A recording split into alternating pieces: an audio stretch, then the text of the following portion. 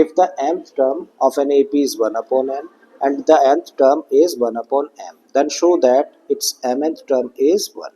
तो क्वेश्चन हम लोगों से कह रहा है कि KP है और उस AP का जो nth टर्म है वो 1 अपॉन n के बराबर है, जबकि इसी AP का जो nth टर्म है वो 1 अपॉन n के बराबर है।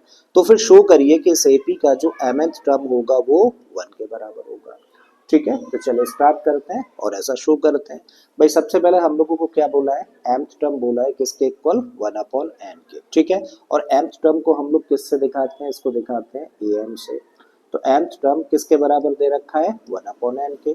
फिर बोला है nth टर्म, तो nth टर्म को हम लोग दिखाते हैं an से और इसकी वैल्यू कितनी दे रखी है, 1 अपॉन m।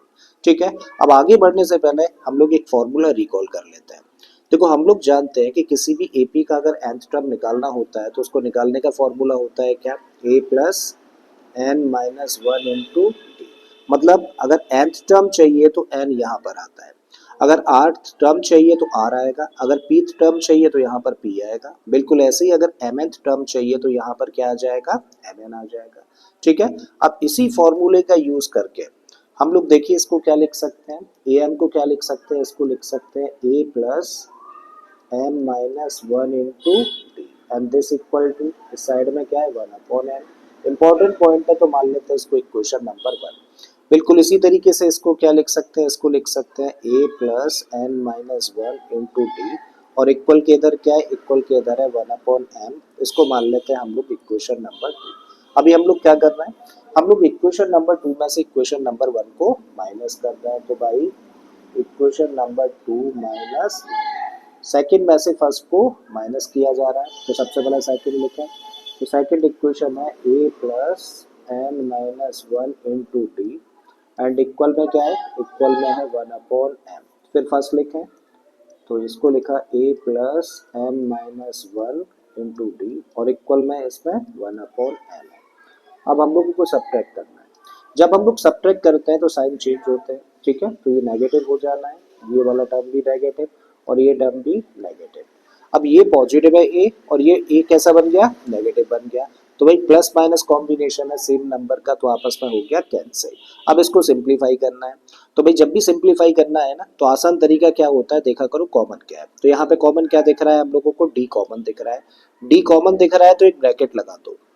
अब इस ब्रैकेट में से, क्योंकि इसके साइन चेंज हो गए, तो इस ब्रैकेट में से इस ब्रैकेट को माइनस करना है। तो जिसमें से माइनस करना है उसको तो एज इट इज लिखो, यानी कि n minus 1 as it is लिखा। और क्योंकि इस ब्रैकेट के बाहर अब माइनस है तो अंदर के साइन चेंज करके यहाँ लिखते जाओ।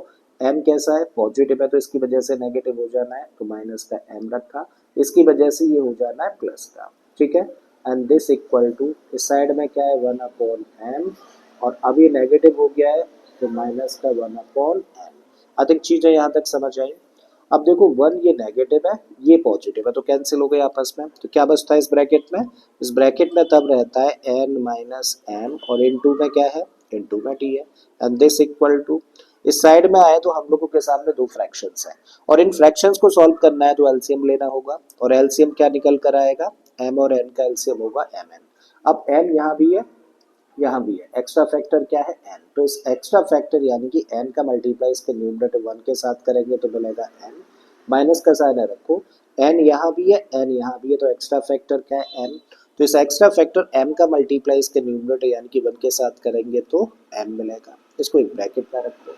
अब हम लोग देख रहे हैं कि इस साइड में भी n minus M as a factor है और इस साइड में भी n minus M as a factor है। या तो इन दोनों को डायरेक्टली कैंसिल कर दो या फिर कह दो कि दोनों साइड्स को n माइनस एम से हम लोग डिवाइड कर रहे हैं। ठीक है, तो ये कैंसिल हो गया। तो इस साइड में अब क्या बचा, इस साइड में बचता है d एंड इस साइड में देखो ऊपर तो कुछ नहीं रहा, कुछ नहीं रहा का मतलब क्या है 1। अपॉन में क्या बचा, अपॉन में बचा mn। तो d की वैल्यू देखो हम लोगों ने फाइंड कर ली जो कि कितनी है, 1 अपॉन mn है। ठीक है, अब हम लोग क्या कर रहे हैं भाई, अब हम लोग इस d की वैल्यू को इक्वेशन नंबर 1 में पुट कर रहे हैं। So putting the value of d in equation number 1 रखिए। भाई सबसे पहले क्या है a, तो a एज इट इज रखा प्लस m माइनस 1 है रखो और इस d की जगह पे हम लोग क्या रख रहे हैं, d की वैल्यू जो कि कितनी है 1 अपॉन m है और इक्वल के इधर क्या है, इक्वल के इधर 1 अपॉन n है। ठीक है। अब a एज इट इज रखिए, प्लस का साइन लगा दीजिए, 1/mn का मल्टीप्लाई करो किसके साथ, m के साथ में। तो m के साथ जब 1/mn का मल्टीप्लाई किया जाएगा तो एक m से m कैंसिल हो गया, तो क्या बचा 1/n, ठीक है। माइनस का साइन रख दीजिए, 1/mn का मल्टीप्लाई 1 में करेंगे तो 1/mn मिलेगा, और इक्वल के इधर क्या है 1/n है, ठीक है। अब हम लोग देख रहे हैं कि इक्वल के इधर भी 1/n है और इक्वल के इधर भी 1/n है। कभी भी इक्वल के इधर उधर सेम साइन के नंबर्स होते हैं तो आपस में कैंसिल हो जाते हैं।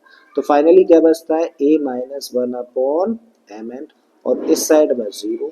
अब क्या करिए, a की वैल्यू निकालनी है तो इसको कर दो ट्रांसपोज, नेगेटिव है ट्रांसपोज करेंगे तो पॉजिटिव हो जाएगा, तो a की इस तरीके से वैल्यू क्या आ गई 1/mn, ठीक है। तो अब हम लोगों के सामने a की भी वैल्यू है 1/mn और d की भी वैल्यू हम लोगों ने कैलकुलेट कर रखी है 1/mn, तो दोनों की सेम वैल्यूज है। अब फाइनली हम लोगों को निकालना क्या है भाई, फाइनली हम लोगों को निकालना है mnth टर्म, और mnth टर्म कैसे निकालना है, mnth टर्म भाई फॉर्मूला यही यूज करें हम लोग, सिर्फ n की जगह पे क्या रख देना है हम लोगों को, mn रख देना है, ठीक है। तो फॉर्मूले के हिसाब से क्या होना चाहिए, a प्लस mn-1 और इनटू में d। अब क्या करना है, अब हम लोगों को a और d की जो वैल्यूज हम लोगों ने निकाल रखी है ना, इन दोनों वैल्यूज को यहाँ पर पुट कर देना है।